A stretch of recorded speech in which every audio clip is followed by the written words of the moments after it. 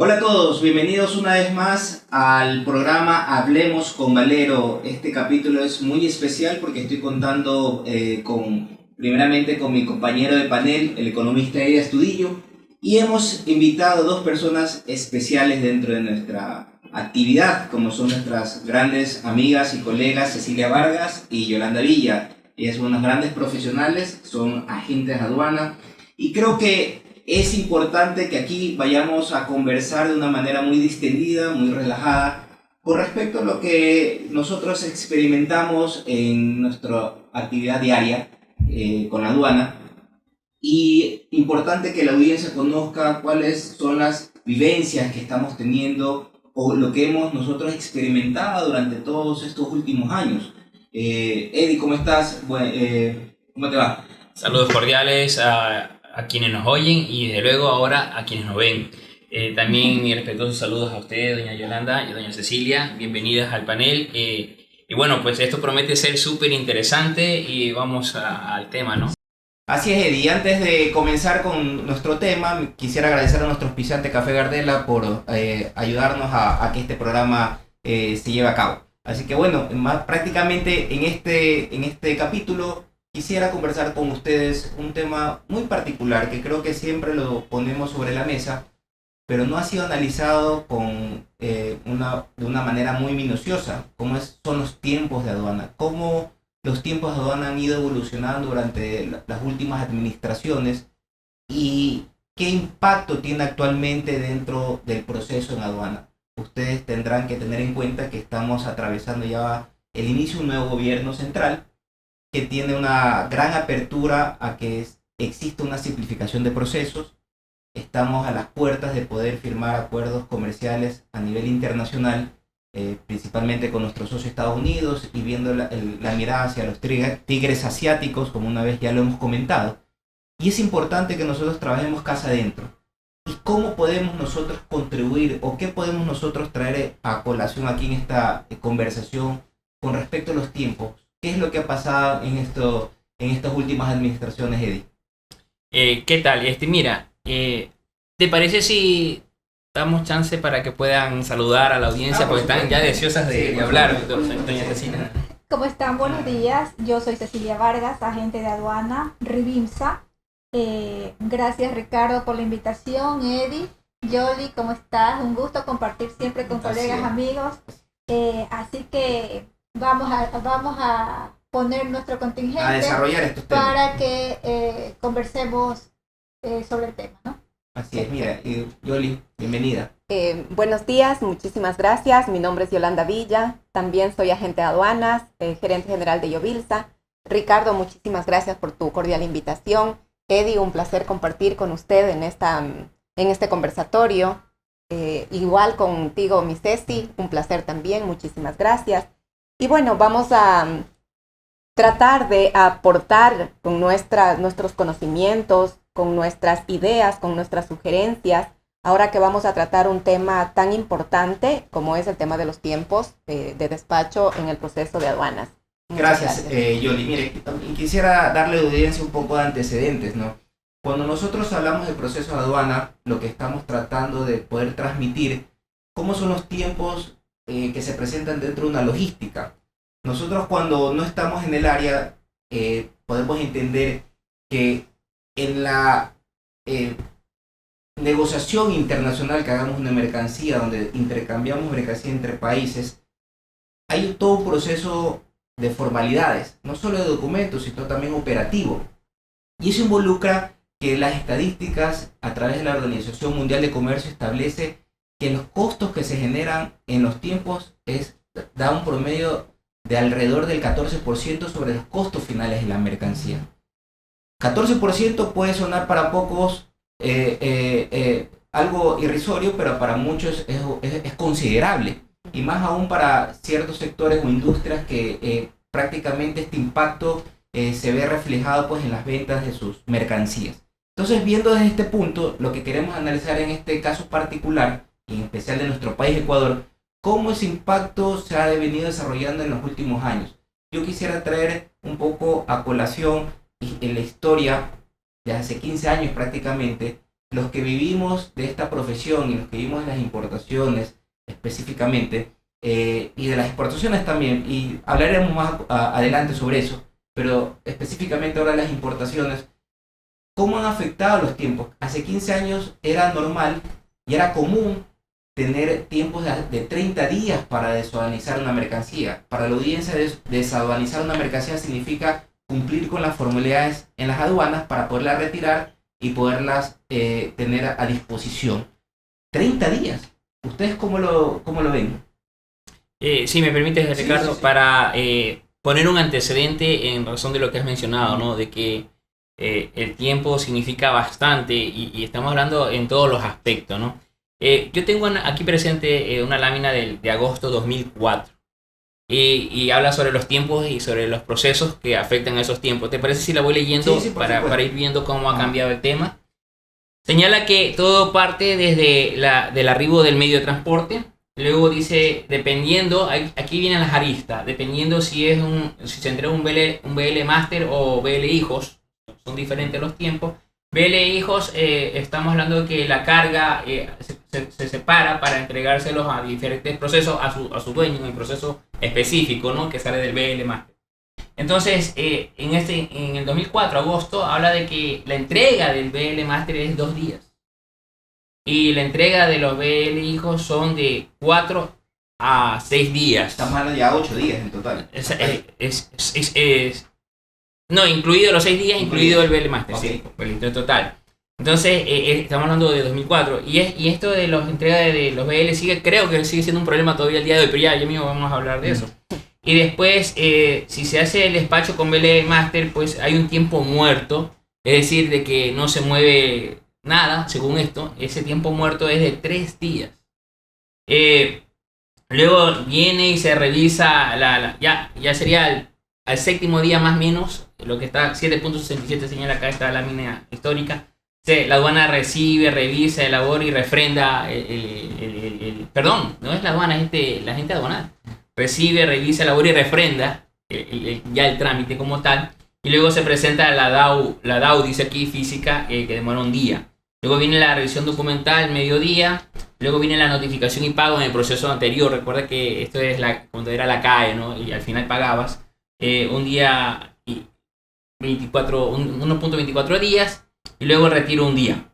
Entonces, en el mejor de los procesos, estamos hablando que en 12 días salía la carga. En el 2004. En el 2004.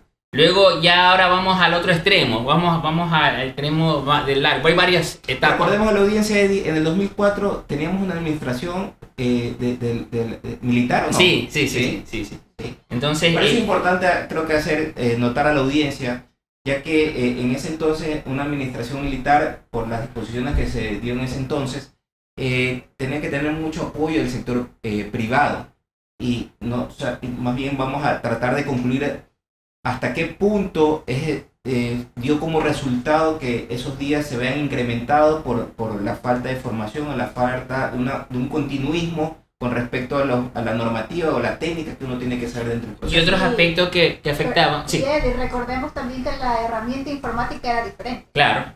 Entonces, ahora vamos hay varias circunstancias, depende si el aforo físico o documental, o en ese tiempo si el aforo físico era con aduana o con verificadora.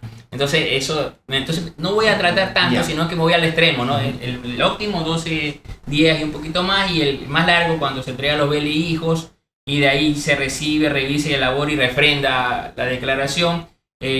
Son 9 días. Me estoy sorprendiendo. 9 días. Luego la entrega física de la DAU, 1 día. DAO significa Declaración Aduanera Única, que ahora las siglas es Declaración Aduanera de Importación, que es DAI. Sí, luego viene la revisión documental, mediodía, la notificación y pago 1.24 y el retiro 1.05. Ahora, si es aforo físico, vamos al proceso de aforo físico verificadora, así que de por medio se incrementa a 4.12 días, de ahí viene la notificación pago 1.24 y el retiro 1.05. Es decir, que el aforo físico verificadora afectaba durísimo, de acuerdo a esto, 4 días afectaba fuertemente todo el proceso, terminando el proceso en 20 días. Recordemos la audiencia, Eddie, para después darle la palabra a Yole o a Ceci.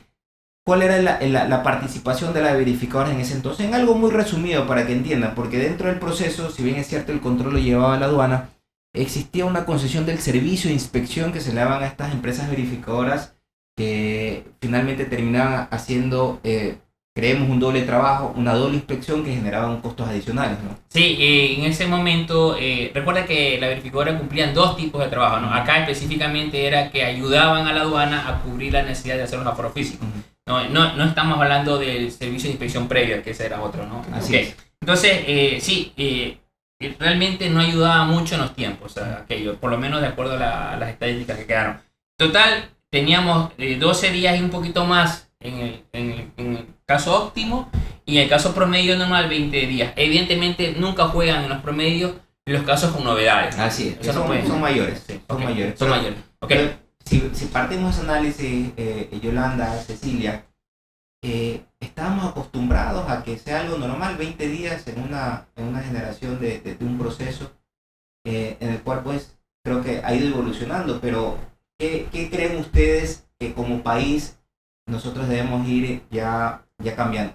Pasamos de 30 a 20 días, cambiamos ya de plataforma informática, en ese entonces no teníamos una plataforma específica, estándar, después pasamos a otra plataforma que era denominada el CICE, Sistema Interactivo de Comercio Exterior, ustedes me podrán corroborar, que se le denominaba el sistema cero papeles, pero a la vez se le denominaba de una forma humorística cerro de papeles, porque aparte que ingresabas la información informática tenías que presentar todos los documentos físicos, entonces había una incongruencia. Después ya pasamos a la última plataforma, que es la actual, que es una plataforma denominada Equapass, que es un símil del sistema que tiene Corea, porque fueron los coreanos los que nos vendieron el sistema, Unipass. Y prácticamente de ahí hemos ya hecho una evolución y cambiado los tiempos de 30 días prácticamente a un promedio de 5 a 3 últimamente, pero que si bien es cierto ha sido reconocido durante la última década, podrá ha cambiado su plataforma informática, todavía hay muchas cosas que cambiar, ¿o no es así? Así es.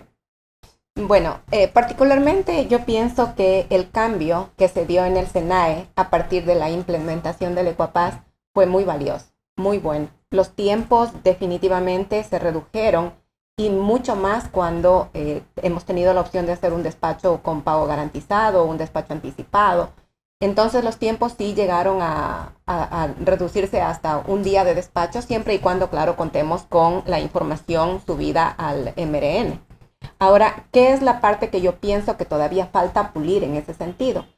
Si bien yo puedo tener un despacho anticipado, puedo tener un pago garantizado, puedo estar yo lista para retirar mi carga de la aduana, enfrentamos todavía el problema de que mientras no haya información subida al sistema, lamentablemente no podemos retirar nuestra carga. Antes de que continuemos, Yolanda, pero te hago una pregunta y más bien para que podamos desglosarla acá.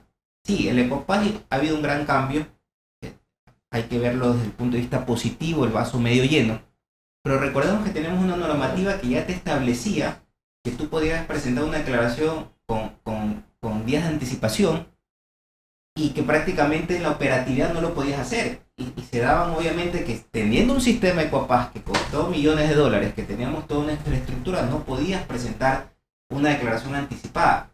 Tú lo que te refieres es lo que estamos viendo actualmente, pero a sus inicios, creo que en el 2010, 2012, corríjame si me equivoco, cuando comenzó el Equapass no había esa figura. No. Por ende, había una disociación de la norma con lo que pasa en la praxis, en la práctica. Entonces, ahí es algo que ya más bien quisiera que la audiencia lo entienda, de que esto hemos vivido unos cambios que no han sido de la noche a la mañana, sino que han sido progresivos, y que si bien es cierto, estamos yendo a un mismo rumbo, a un mismo norte, todavía hay muchas cosas que cambiar y muchas cosas que aplicar, y más bien en este conversatorio lo que quisiéramos dejar un mensaje, no solo a la audiencia, sino especialmente a las autoridades, para que podamos entender cuál es el aporte que nosotros podemos hacer como sector privado, ¿no?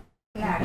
Bueno, yo el comentario que puedo hacer al respecto es que a raíz del Equapass, que efectivamente concuerdo con Yoli, una maravilla inicialmente, ahora obviamente hay que hacer mejoras, pero pudimos establecer claramente, y de hecho la aduana lo estableció en 5 etapas del proceso, ¿no?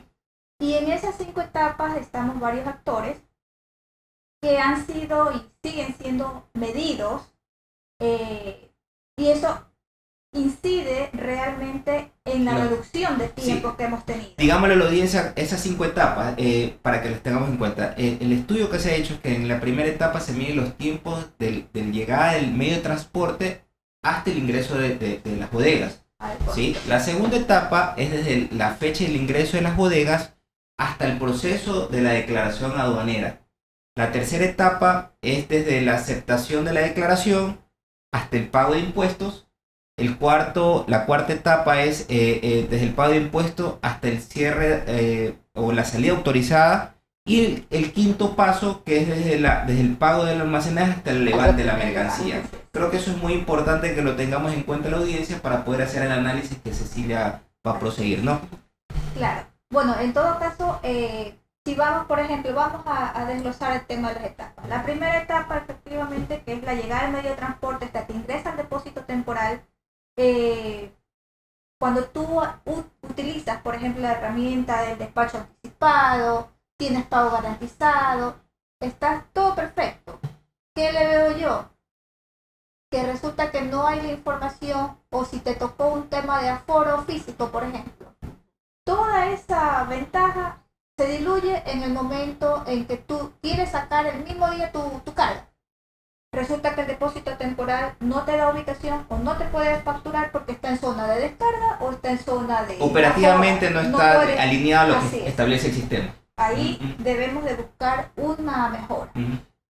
Perdón, ¿eso quiere decir que se mantienen los problemas que acabo de leer de los 2 días? En ocasiones sí. No, y hay que tener en cuenta también algo para la audiencia y para nosotros. Cuando llega un medio de transporte, podemos imaginarnos que es solo nuestra mercancía, pero no es así. Si hablamos de un medio de transporte marítimo, estamos hablando de buques donde normalmente hablamos de 8.000, 10.000, 15.000 contenedores y que prácticamente también existe una logística para poderlos descargar y ponerlos en el almacén. Entonces, también creo que sí es importante que cómo lograremos que esa información o esa operatividad la podamos reflejar al día en el sistema, ¿no? Eso es lo que creo que también tenemos que analizar. Claro, recordemos que los depósitos también manejan una normativa, y en esta normativa que ellos manejan tienen 3 o 4 días, si no me falla la memoria, para subir la información al sistema. Y claro, la aduana les debió conceder esos plazos, considerando lo que tú manifiestas, Ricardo, que no es que traen un contenedor, sino un montón de contenedores, y que ellos también deben cumplir con un proceso operativo. Pero recordemos que en algún momento se habló de la posibilidad de que una vez que, si yo he transmitido, he pagado los tributos al comercio exterior y gozo de un canal de aforo automático, la idea era un poco más que baje del barco, vaya al vehículo y salga. Así es. Y eso debe darse. Allá es a donde debemos caminar. Yo sí considero que hace unos 12, 14 años atrás, la inversión que el Estado ecuatoriano hizo en el SENAE, tanto en lo que es el fortalecimiento de capacidades, como es en la contratación de personal técnico, fue muy buena, independientemente de que el sistema de Ecuapaz haya costado lo que haya costado. Los usuarios sí sentimos mejoras con un sistema Ecuapaz fortalecido y que sí daba facilidades para transmitir. Claro, en un principio fue para todos nosotros un shock. Toda transición es compleja, todo cambio es correcto. Pero después también nos dimos cuenta de las ventajas que traía, no solamente en los despachos a consumo, sino también hablemos de los regímenes aduaneros especiales, en los que ya podemos transmitir crear un CTA de garantía más rápido, y el tema de la transmisión, el tema de ingresar ya solamente a la garantía física y que te aprueben, y contar del otro lado con gente ya capacitada. Entonces, gente que te recibe capacitada, un sistema que te favorece, indudablemente el servicio en este momento que nosotros podemos brindar sí nos permite ofrecer muchos mejores tiempos de los que analizamos hace un momento. Sí, pero les pregunto cómo está bien, tuvimos en su momento gente capacitada y tenemos gente capacitada, pero ¿hasta qué punto nos afecta el cambio de las administraciones? Cuando hay la administración de turno, prácticamente nos volcamos a un giro político en el cual pues toda esta estructura que se vino trabajando durante un periodo determinado se ve un poco trastocado por el ingreso de nuevo personal, que no quiere decir que no esté formado, ya lo hemos conversado en otras veces, tiene su formación, ha de tener su capacidad, sus competencias, pero no específicamente en área queremos que sea, que aporte a que el sistema cumpla con sus objetivos de simplificación del proceso, ¿no? O sea que en este momento, de lo que estoy viendo sobre el tema de tiempo, hay dos aristas que están resaltando, porque voy a aportar una tercera arista. La primera es el sistema, es una arista que es un punto que ayudó a lograr todo esto mejora. Y segundo, el personal como tal, capacitado, o también el personal que no esté capacitado, puede afectar en uno u otro sentido. Pero hay una tercera arista que yo quisiera mencionar que me parece muy importante, porque nada de esto pudiera suceder si no fuera porque cambió la ley. Es decir, para mí eso es muy importante mencionarlo, porque la anterior ley orgánica de aduana, bueno, ya no hay ley orgánica de aduana ahora, sí, eso siempre es una lagrimita que yo lanzo y digo, no tenemos ley orgánica de aduana. Bueno, la anterior ley, que era ley orgánica de aduanas, así, disponía el aforo físico, lo cual era absurdo. O sea, por ley tú tenías que aforar todo aquello que venía y decía así, ¿no? De paraísos fiscales, exactamente. Entonces, venía de Miami, Panamá, y todo lo que tú quieras, donde justamente viene el 80, el 90% de la mercancía, y por ley tenías que ir a foro físico, lo que venía de zona franca, y por ley tenías que ir a foro físico. Entonces, yo creo que esa tercera lista también es muy importante. ¿A qué me refiero? De que si esta facilidad operativa, esta aplicabilidad del aforo automático, que la ley no lo contemplaba y no lo permitía, porque decía los aforos serán este y este, y no había posibilidad de que tú puedas meter aforo automático, salvo que te inventaras ahí un recoveco, y lo cual no cabía. Entonces yo creo que hay tres aristas que han permitido mejorar los tiempos, y hay una cuarta más. Usted muy bien ha señalado de que los tiempos están permitidos para las empresas de transporte para que puedan hacer el proceso, pero también yo creo que más allá de lo que establezca la ley en los tiempos para las compañías de transporte, es la voluntad. Es decir, hay esa voluntad también de sumar en los tiempos, es nada más como por supuesto, pero un poco siguiendo el análisis que hacía Cecilia de las 5 etapas, en esta primera etapa, que creo que ya la hemos desglosado, pues bien, hay una participación, una responsabilidad por parte de las almaceneras y los puertos que tienen la concesión del servicio de recepción de la carga. Pero creo que viene una segunda etapa, Cecilia, ¿no? Así es. Ajá. La etapa 2, que es la que yo digo que es el tema álgido, porque es donde está concentrado el mayor tiempo. Pero antes del conversatorio, te hacía un análisis, Ricardo, de que en la etapa 2 hay tantas circunstancias que juegan a favor y en contra, que es bastante difícil hacer un ajuste real, porque, por ejemplo, hay varios responsables, por decirlo así. Así es, no es necesariamente el importador, no es necesariamente el agente de aduana, porque estamos hablando del proceso entre que está la carga disponible en el depósito temporal y tú presentas la declaración. Sí, un poco para que la audiencia nos siga.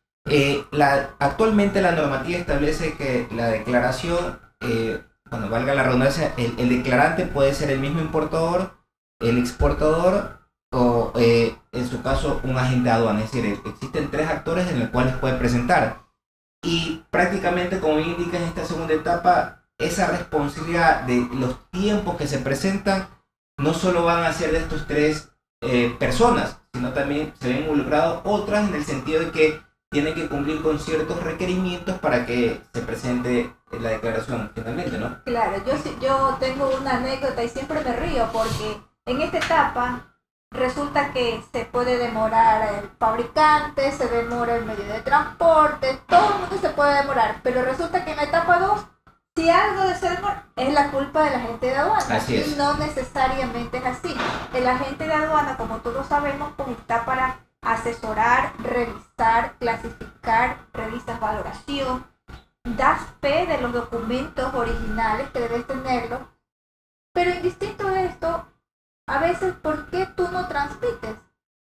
Porque puede ser un problema de flujo del importador, porque tienes que pagar la liquidación, incluso a veces de bodegas. No tienes espacio en tu bodega y tú dices, no, déjamela allí hasta que yo tenga espacio en mi bodega. Cecilia, te interrumpo porque creo que es importante complementar a tu análisis. La normativa establece que la declaración aduanera puede ser presentada con 15 días de anticipación o a su vez 30 días posteriores al arribo de la mercancía. Creo que esto está secundado por una norma internacional, los días de la presentación. Ahora bien, como bien indica Cecilia, si bien es cierto tenemos la oportunidad de hacer un despacho anticipado, hay que tener en cuenta algo.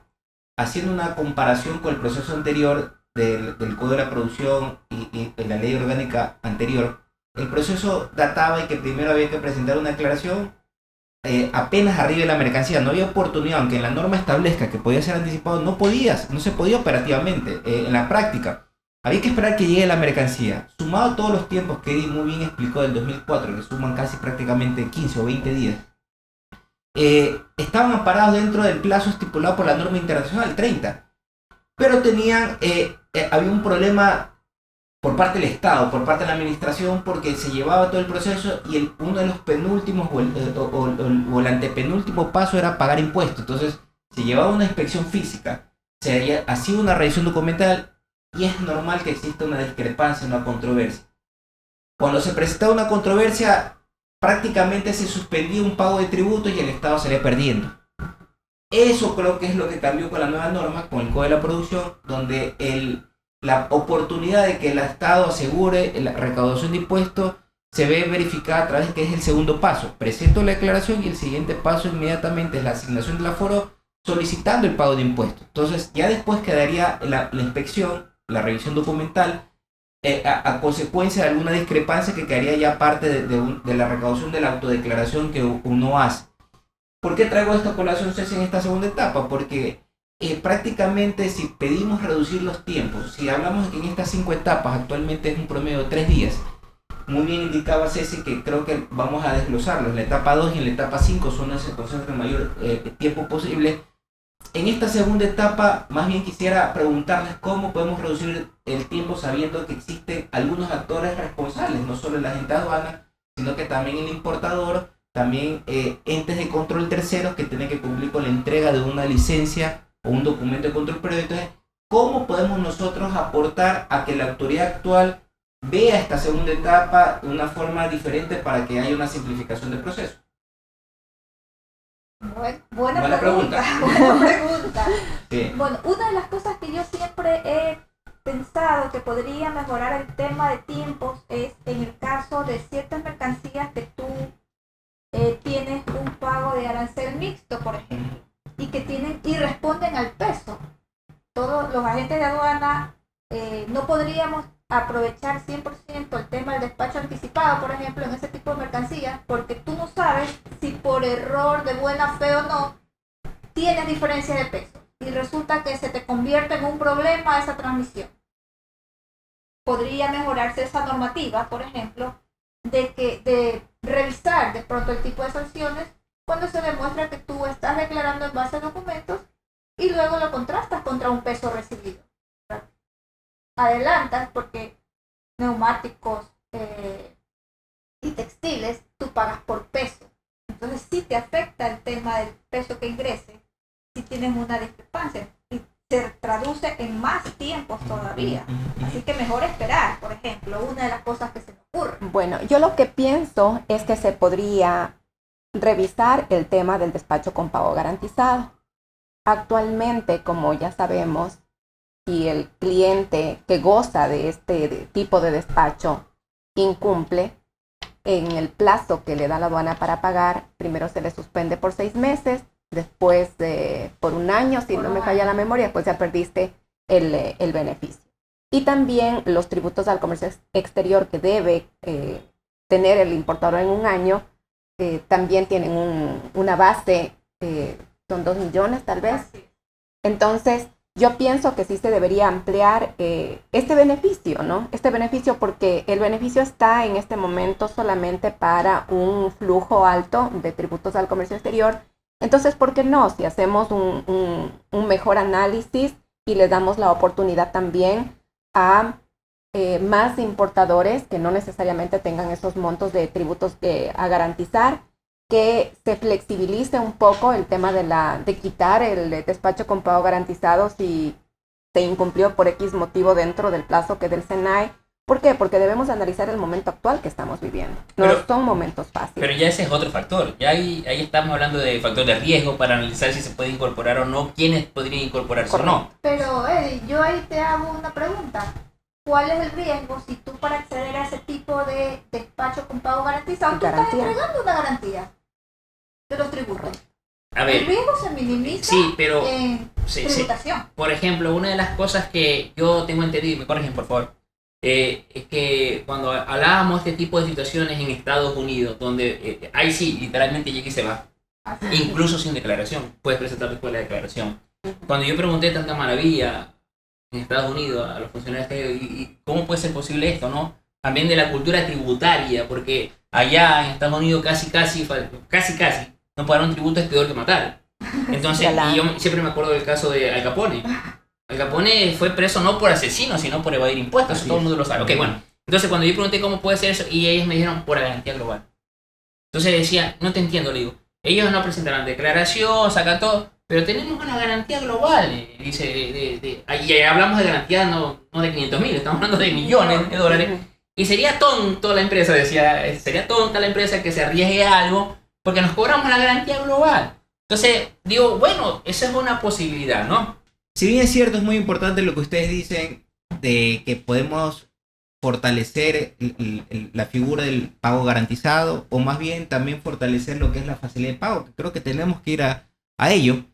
Hay que reconocer que también ya en la norma existe el derecho de prenda sobre la mercancía.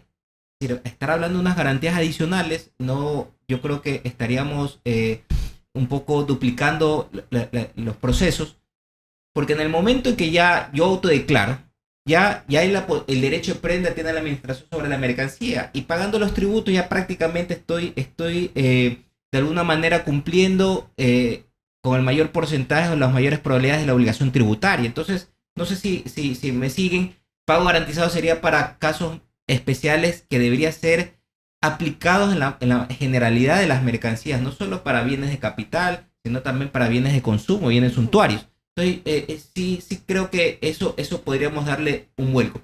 Pero en la segunda etapa, que creo que es la que debemos un poco desmenuzarlas y entrar más en detalle, hay algo que a mí me preocupa, que es la parte normativa.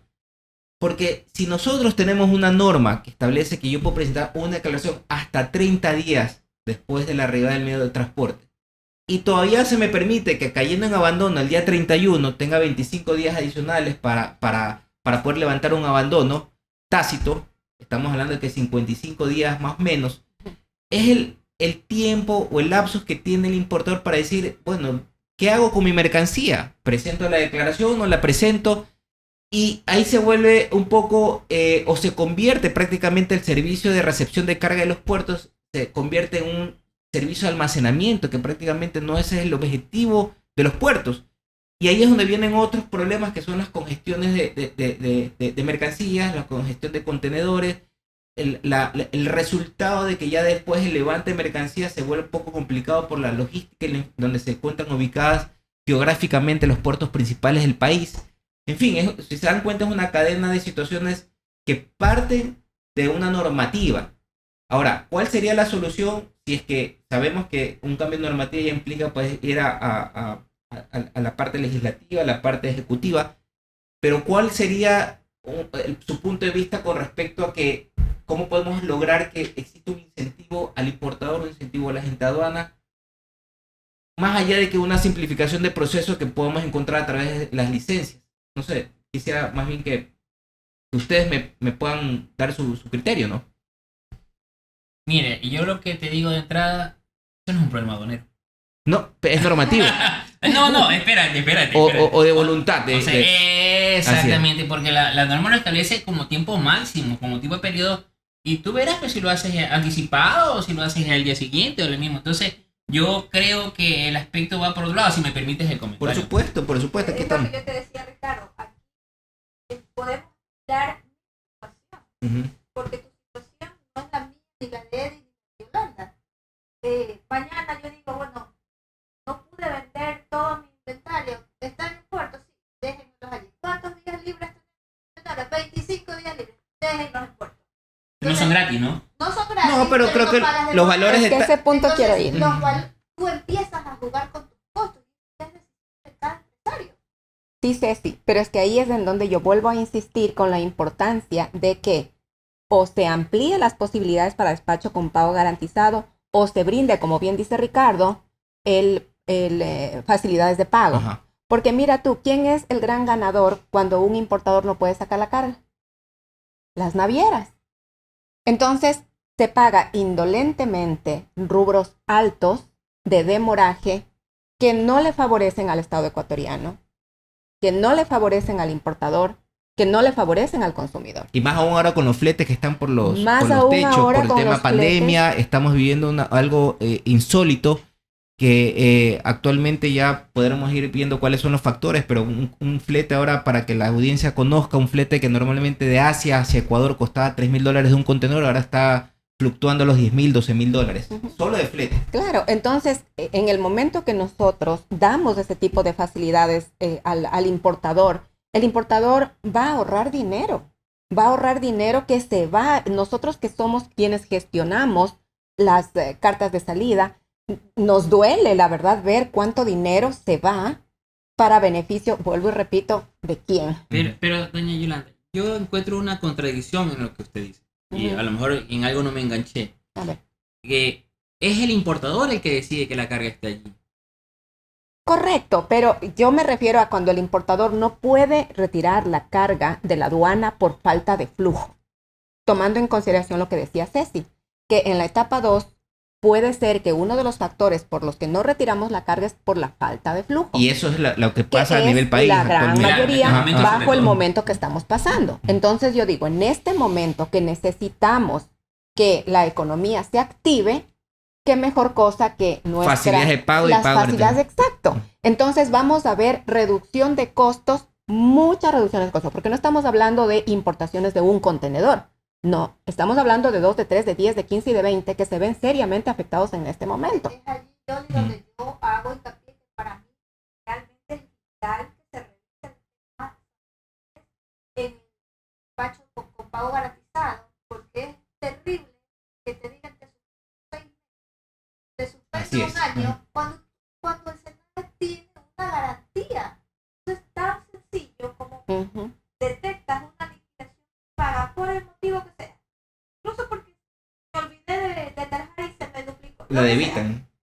Cubre lo que tiene la garantía y siga su proceso. Porque resulta que en este momento, ¿quiénes tienen ese beneficio? Los grandes industriales, los grandes comercios.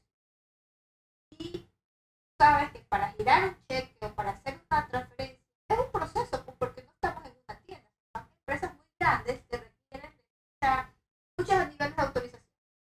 Entonces, el hecho de tener que pagar con transferencia, porque te suspenden por 6 meses. Terrible, claro. Es terrible. Así no es. tiene sentido. No se aplica el principio de buena fe que debería existir, Así principios tributarios y de facilidad que normalmente la ley local la establece, y que prácticamente eso debería ir de la mano con los controles que deben hacer la administración correctamente, pero ya de una manera posterior. Eso es lo que... Es decir, que lo que usted propone es una mejora del proceso. Así Porque básicamente sería eso, es decir, si el pago no se registra, bla, bla, la aduana podrá cobrar a través de... es. Ese es el sentido de una garantía. Ok, que tiene la pero aduana. dejarlo en proceso para que el que accede a ese beneficio sepa qué es lo que va a pasar si no se cumple, más allá de la sanción que estamos Así es. viendo. Por ejemplo, yo diría, ok, porque sí, es un error de buena o mala fe, como sea. Por último, pon una falta reglamentaria, pero sigue tu trabajo, no lo corches, porque eso Claro. resta. No gana nadie, no gana el país, no gana la aduana, no gana nadie. Falta reglamentaria son alrededor de $200, entiendo que es la mitad de un salario básico para que la audiencia conozca. Sí, en fin, yo creo que este es algo que verdaderamente podemos quedarnos mucho tiempo conversando y desglosando cada etapa y específicamente esta segunda. Pero sí quisiera dejar un mensaje a la audiencia que en esta segunda etapa es donde se tienen que establecer mesas de trabajo con la institución y el sector privado, porque como se dan cuenta existen muchos actores. Está el agente aduana, está el importador, están los entes de control que emiten documentos de control previo. Y con respecto a este plazo que establece, que muy bien lo ha dicho Yolanda, con la aplicación de facilidades de pago garantizado, creo que podríamos solucionar de alguna u otra manera los tiempos que se están presentando. Y más bien tratar de ver cómo empatamos la parte informática, la parte tecnológica, con los controles como verdaderamente deben hacerse, porque todo lo que estamos hablando, simplificación no significa que no vamos a controlar, debemos hacerlo, pero tenemos que tener en cuenta que aquí es donde se hace el cuello de botella y que por más intención, por más voluntad que exista, no vamos a poder lograrlo porque existe pues una permisibilidad normativa de que se unen las circunstancias del país como la afectación económica, la falta de flujo y que prácticamente lo pueden utilizar para un beneficio particular en buena hora, pero que prácticamente a nivel país traen resultados que ya los estamos viendo de generación de costos adicionales. Y lo termina pagando el usuario finalmente ya como consumidor final. Pero bien, yo les agradezco por haber estado aquí. Sí, Eddie. Sí, pero esto es por ahora. La historia va a continuar, ¿cierto? Por supuesto, así es. Vamos agradecerles pues, a nuestras compañeras, a Cecilia, a Yolanda, a ti nuevamente por estar con nosotros y agradecerles a la audiencia por seguirnos. Y seguro vamos a continuar desglosando pues, las etapas del proceso de enero para que ustedes entiendan cómo se presentan los tiempos y cómo podemos mejorar y cómo pueden mejorar su trabajo. Así que muchas gracias y hasta una próxima. Dios les bendiga. Vamos con un Amén, muchas gracias.